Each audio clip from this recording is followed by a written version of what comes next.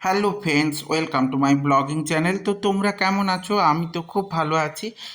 এই ভিডিওটার আগে কিন্তু আমি ব্লগে তোমাদের সঙ্গে শেয়ার করেছি যে আমি কুমারটুলি গেছিলাম। তো প্রথমেই সবাইকে কৌশিকী অমাবস্যার প্রীতি শুভেচ্ছা ও ভালোবাসা। ভিডিওটা যদিও বা আমি পরের দিন দেবো, তো তবুও তোমাদের যেহেতু আজকে কৌশিকী অমাবস্যা, আমি সেই দিন এডিট করছি, তো তাই জন্য তোমাদেরকে কৌশিকী অমাবস্যার শুভেচ্ছা জানালাম এবং মায়ের কৃপায় সবার মঙ্গল হোক, সবার খুব ভালো কাটুক। তো কুমারটুলিতে গিয়ে অনেক ঠাকুর দেখেছি, তোমাদের সঙ্গে অলরেডি আমি শেয়ার করেছি। তো কুমারটুলি গিয়ে এই একটা জায়গায় গিয়ে আগে একটা অ্যাকোরিয়াম দেখলাম, ওটা দেখে একটু অবাক লেগেছিল আমার। কিন্তু এই জায়গাটাতে গিয়ে কিন্তু আমার ভূতের ভয়ে একটা আমি খুব একটা ভূতে ভয় পাই না, কিন্তু সত্যি কিন্তু একটু গা ছমছম করে উঠেছিল। তো তখন বেজেছিল কটা, 7টা 7:30 হবে, কিন্তু তখনই আমার ওরকম ধরনের একটা ফিলিংস এসেছিল। তো তাহলে বুঝতেই পারছো রাত্রিবেলা হলে কিরকম একটা ফিলিংস আসবে। যদি রাত্রে 1টা 2টোর মধ্যে কেউ ওই জায়গায় যায় তাহলে ভয়ই লাগবে।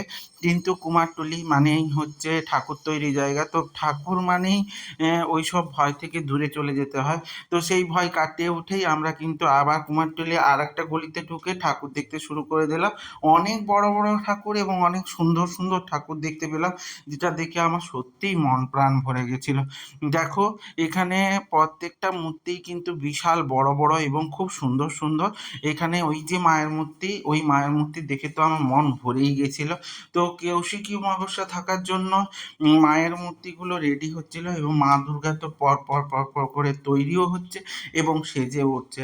তো তোমাদের কে কে কুমারটুলি গেলে বা কুমারটুলি গিয়ে ঠাকুর দেখে এলে বলো। আর যদি কেউ যেয়ে না থাকো তাহলে কিন্তু চলে যাও, একবার ঘুরে আসো, খুব সুন্দর লাগবে কিন্তু। এই সময় মা দুর্গার মূর্তিগুলো সব একদম দেখতে পাবে। যদিও বা আরেকটু পরে গেলে মায়ের রং শুরু হয়ে গেলে তখন আরো ভালো লাগবে।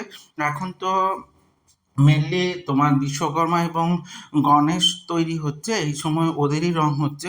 এরপরে কিন্তু মায়ের মূর্তির রং শুরু হয়ে যাবে। এই মূর্তিটা, গণেশের মূর্তিটা তো আমার দারুণ লেগেছে। দেখো, দুই পাশে শিব এবং মাঝখানে গণেশের মূর্তি, তো বেশ একটু ইউনিক কনসেপ্টের ছিল, তো যেটা আমার খুব ভালো লাগছে। আর গণেশের সুরটা তো একটু বেশ অন্যরকমই ছিল। তার মধ্যে এই মূর্তিটা দেখে আমি একটু দাঁড়িয়েই পড়েছিলাম। দেখো এই মূর্তিটা কত সুন্দর, ছোট্ট কিন্তু বেশ কিউট কিউট গণেশ। কিন্তু তোমাদের কেমন লাগছে তোমরাও জানিও।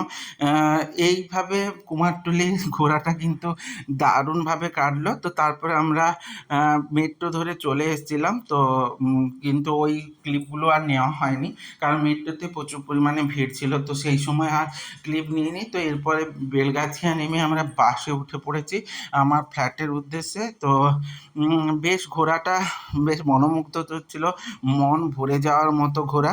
তো যাই হোক, আমার সাথে জুড়ে থাকতে অবশ্যই লাইক কমেন্ট শেয়ার করে দিও। আর ইউটিউব থেকে যারা দেখবে তারা সাবস্ক্রাইব করে দিও। এইভাবেই আমার সাথে থেকো, সঙ্গে থেকো, জুড়ে থেকো, ভালো থেকো। টাটা।